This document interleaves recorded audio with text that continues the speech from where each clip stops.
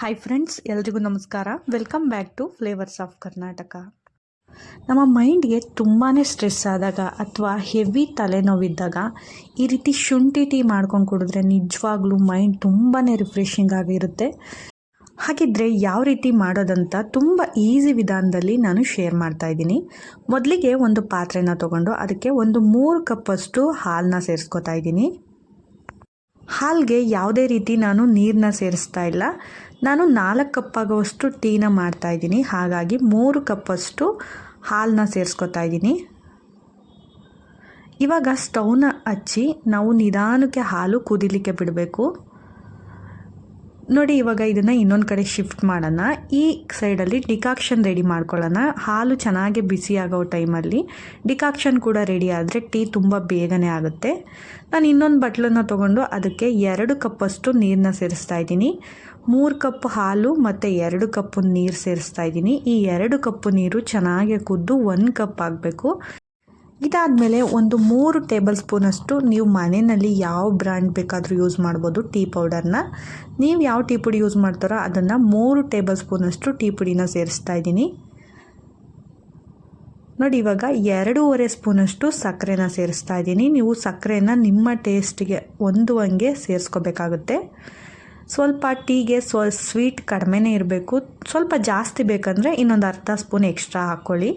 ಇವಾಗ ಇದನ್ನು ಚೆನ್ನಾಗಿ ಕುದಿಸ್ಕೋಬೇಕಾಗುತ್ತೆ. ನೋಡಿ, ಇದು ಸ್ವಲ್ಪ ಕುದಿಲಿಕ್ಕೆ ಸ್ಟಾರ್ಟ್ ಆದಾಗ 1 ಇಂಚಷ್ಟು ಶುಂಠಿನ ಈ ರೀತಿ ಕ್ರಷ್ ಮಾಡಿ ಸೇರಿಸ್ಕೊತಾ ಇದ್ದೀನಿ. ಇದಾದಮೇಲೆ ಒಂದೇ ಒಂದು ಫ್ಲೇವರ್ಗೋಸ್ಕರ ಏಲಕ್ಕಿ ಕೂಡ ಸೇರಿಸ್ಕೊಂಡಿದ್ದೀನಿ.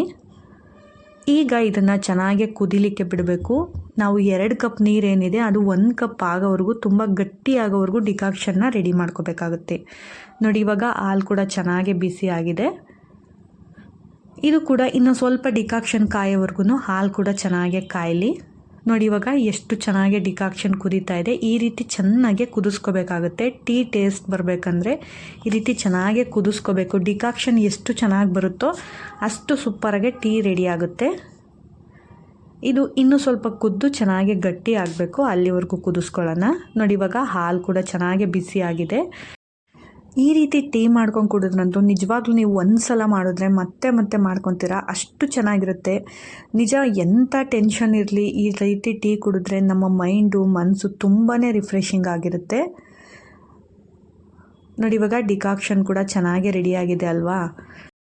ನೋಡಿ, ಇವಾಗ ಎರಡನ್ನು ಮಿಕ್ಸ್ ಮಾಡಿಕೊಂಡ್ರೆ ಸೂಪರಾಗಿರುವಂಥ ಶುಂಠಿ ಟೀ ಅಥವಾ ಜಿಂಜರ್ ಟೀ ರೆಡಿಯಾಗುತ್ತೆ.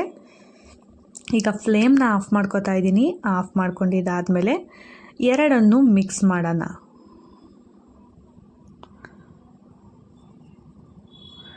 ಈ ರೀತಿ ಡಿಕಾಕ್ಷನ್ ಕೂಡ ಕುಡಿಬೋದು. ಇದು ಕೂಡ ಅಷ್ಟೇ ತುಂಬಾ ಚೆನ್ನಾಗಿರುತ್ತೆ. ನೋಡಿ, ಇವಾಗ ನಾನು ಟೀ ಮತ್ತು ಡಿಕಾಕ್ಷನ್ ಎರಡನ್ನು ಚೆನ್ನಾಗಿ ಮಿಕ್ಸ್ ಮಾಡ್ಕೋತಾ ಇದ್ದೀನಿ. ಒಂದು 2-3 ಸಲ ಈ ರೀತಿ ಮಿಕ್ಸ್ ಮಾಡಿ. ಟೇಸ್ಟ್ ಅಂತೂ ಸೂಪರಾಗಿರುತ್ತೆ. ಆವಾಗ ಒಂದು ಸಲ ಮಿಕ್ಸ್ ಮಾಡಬಾರ್ದು, ಒಂದು 2-3 ಸಲ ಮಿಕ್ಸ್ ಮಾಡಬೇಕು. ಯಾಕಂದರೆ ನಾವು ಟೀ ಸಪ್ರೇಟು ಡಿಕಾಕ್ಷನ್ ಸಪ್ರೇಟ್ ಮಾಡೋದ್ರಿಂದ ಎರಡು ಕೂಡ ತುಂಬ ಚೆನ್ನಾಗಿ ಹೊಂದ್ಕೋಬೇಕು. ನೋಡಿ, ಇವಾಗ ನಾನು ಟೀನ ಸೋಸ್ಕೋತಾ ಇದ್ದೀನಿ. ಟೀ ಅಂತೂ ಘಮ ಘಮ ಅಂತಿದೆ. ನಿಜವಾಗ್ಲೂ ಸ್ಮೆಲ್ ನೋಡಿದ್ರೇ ಮೈಂಡೆಲ್ಲ ಫ್ರೆಶ್ ಆಗ್ತಿದೆ, ಅಷ್ಟು ಸೂಪರಾಗಿ ಬಂದಿದೆ ಟೀ. ನೀವು ಕೂಡ ಈ ವಿಧಾನದಲ್ಲಿ ಒಂದು ಸಲ ಟ್ರೈ ಮಾಡಿ. ನಿಮ್ಮ ಮನೆಯಲ್ಲಿ ಹೇಗೆ ಬಂತಂತ ನನಗೆ ಕಮೆಂಟ್ ಸೆಕ್ಷನಲ್ಲಿ ಕಮೆಂಟ್ ಮಾಡಿ. ನಿಮ್ಮ ಅನಿಸಿಕೆಗಳೇನೇ ಇತ್ತಂದರೂ ಕಮೆಂಟ್ ಸೆಕ್ಷನಲ್ಲಿ ಕಮೆಂಟ್ ಮಾಡಿ. ಇವಾಗ ಸೂಪರ್ ಆದಂಥ ಶುಂಠಿ ಟೀ ರೆಡಿಯಾಗಿದೆ. ಇದ್ರ ಜೊತೆ ಬಿಸಿ ಬಿಸಿ ಬೋಂಡ, ವಡೆ ಅಥವಾ ಬಜ್ಜಿ ಇದ್ದರೆ ಮಳೆ ಬರಬೇಕಾದ್ರಂತೂ ತುಂಬಾ ಚೆನ್ನಾಗಿರುತ್ತೆ. ಹಾಗೆ ನಮ್ಮ ಮೈಂಡ್ ಕೂಡ ತುಂಬ ಚೆನ್ನಾಗಿ ರಿಫ್ರೆಶ್ ಆಗುತ್ತೆ. ಎಂಥ ತಲೆನೋವಿದ್ರೂ ಈ ರೀತಿ ಒಂದು ಟೀ ಕುಡಿದ್ಬಿಟ್ರೆ ಯಾವ ಮೆಡಿಸಿನು ಬೇಡ.